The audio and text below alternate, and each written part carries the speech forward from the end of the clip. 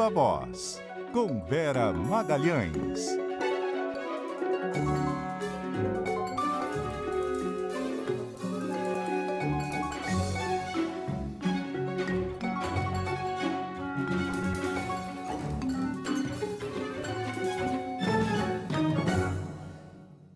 E aí, Vera?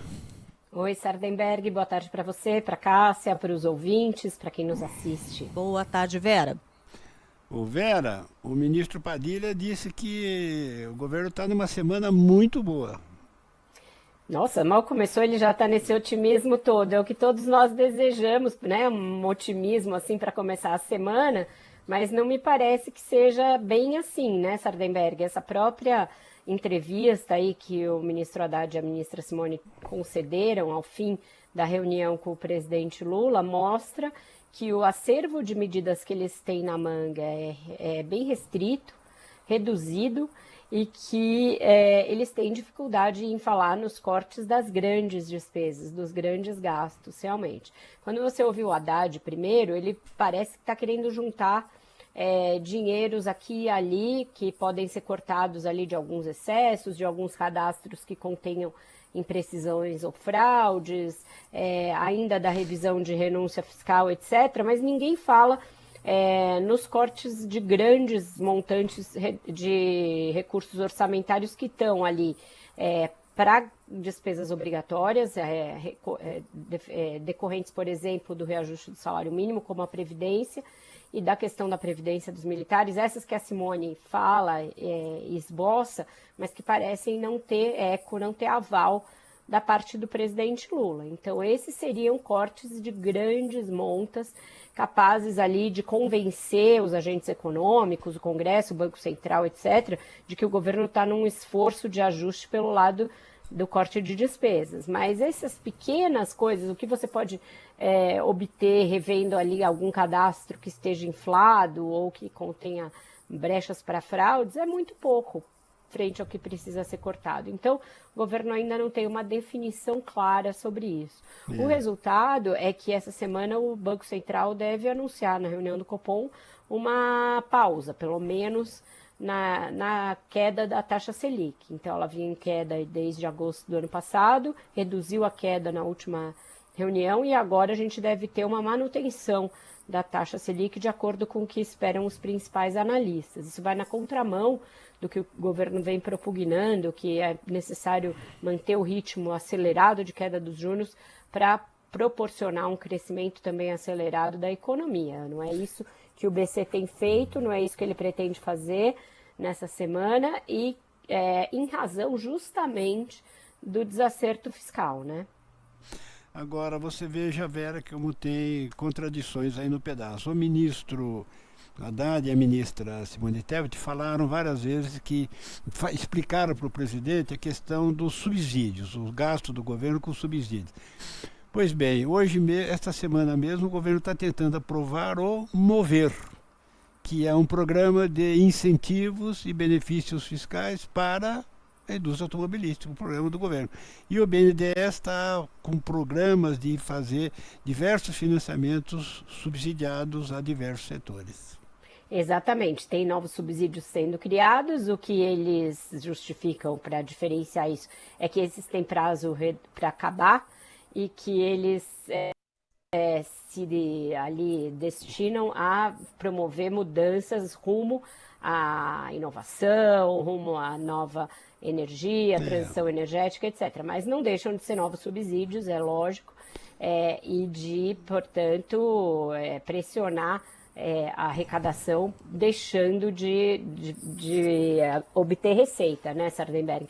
A verdade é que é isso, eles não têm direito um mapa do que fazer e acabaram, inclusive, renunciando à prerrogativa que é do governo de dizer de onde sairão as despesas no caso ali do que eles precisam compensar a manutenção da desoneração da folha de pagamentos. O governo praticamente terceirizou para o Senado encontrar uma saída para isso, e não é função do Senado, principalmente porque não é o Senado que ordena os gastos, as despesas, e que pode promover contingenciamentos no orçamento e economia daqui e ali. Ele pode sugerir, no máximo, e mesmo para isso tem uma série de limitações. É o governo que tem que dizer de onde vai sair o dinheiro para compensar as desonerações. Da mesma maneira que uma outra bomba que está aí contratada para essa semana, porque os governadores desembarcam amanhã em Brasília, tem reunião com o próprio Rodrigo Pacheco para discutir a questão da dívida, da mudança ali da indexação da dívida dos estados, que é uma outra discussão que o governo começou, mas ainda não concluiu, e o Senado está querendo entrar como avalista, como protagonista da decisão, etc. E, de novo, isso também é uma prerrogativa da qual o Executivo parece estar abrindo mão justamente pela inação, pela dificuldade, pela demora de propor uma saída que agrade a todos, e nunca vai agradar a todos, mas que seja, olha, isso é o que podemos fazer, vocês topam, topam, não topam, azar. E que é o que governos centrais têm de fazer, né? Dar o rumo, dizer qual é o projeto, dizer qual é a ideia que eles têm para promover as políticas públicas e o ajuste fiscal. Políticas públicas e ajuste fiscal. Aliás, para voltar ao ministro Padilha, ele disse que está tudo muito bem, que o governo está juntando responsabilidade fiscal com responsabilidade social. Não está, né? Não está, o mercado todo está preocupado, o Banco Central está preocupado, os agentes econômicos estão preocupados. A gente viu na semana passada a diferença de relatos que houve dos encontros do Haddad com o setor financeiro. Então, eu acho que ele teve várias demonstrações ali de como não está sendo bem visto e como esse discurso não tem mais como colar, já foi gasto, já se comprovou ali ineficaz, e por isso mesmo eles começaram a fazer uma guinada no sentido de admitir algum corte de gastos, mas isso ainda é muito tímido, isso ainda esbarra na dificuldade que o Lula tem em aceitar essa mudança de rota, e o fato de que o Haddad já não está mais com a mesma moral que ele estava no início do governo e enfrenta aqueles adversários internos que ele já tinha, ainda mais robustecidos para pregar contra as ideias dele. Então, quando a Simone fala, eu ainda não posso adiantar nada, eu vou sentar com a minha equipe para ver, olha o quanto que isso está atrasado, né?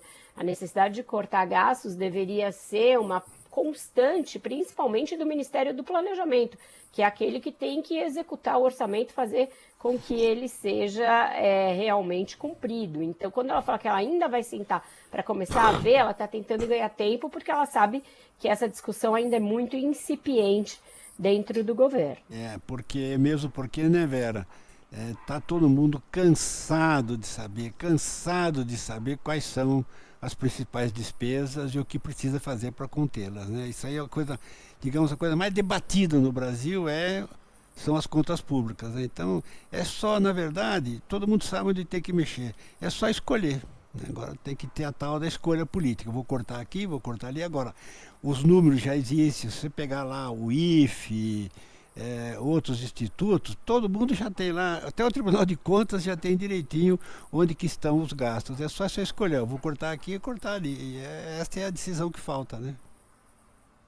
A decisão que falta é uma escolha política. O Lula vinha dizendo, e disse ainda na semana passada, que o ajuste seria feito pelo crescimento da arrecadação e não por cortes.